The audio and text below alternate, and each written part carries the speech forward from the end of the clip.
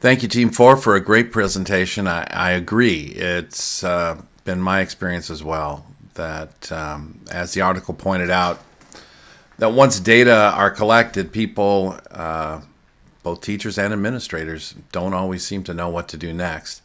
And I agree with the ideas and the proposals made in the article that teacher ability to drive instruction with data is crucial, but I also think that we have to be cognizant of what's become increasingly common, and that is that we often continue to look at teachers and their efforts as insufficient, even in light of the time issues that Stepan pointed out, and even using terminology like forced practice, which, boy, I've never heard the term, but it sure got my attention. We can't ignore how overwhelmed teachers are. But it's true. It's absolutely true that they shut down pretty quickly when they hear the words data and test scores and disaggregate. And I think Daniel's video said it all. That was great. And also I wanted to mention, Sammy, that I agree with you that Catholic school systems do have a lack of access to the level of data that they do at public schools. But interestingly enough, I think that as school leaders, while the access issue is true, we have to be really careful that we make good use of the data we do have.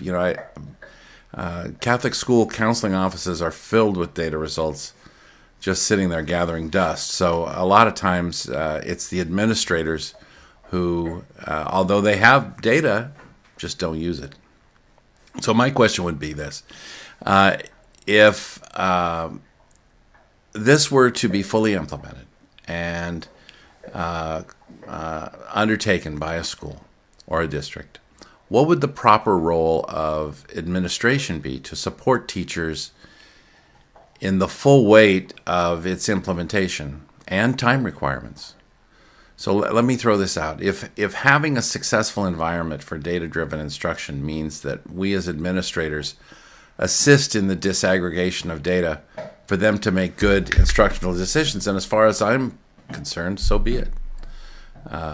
Then we can hold them accountable for the variety and the quality of the decisions they've made with that data that we provided and the results they produce.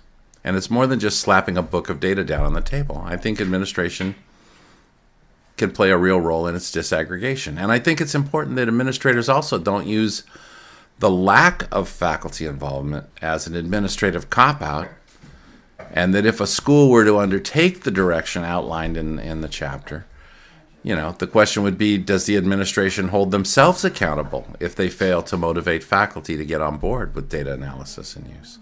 So these are great questions in a very interesting chapter, and great job, Team 4.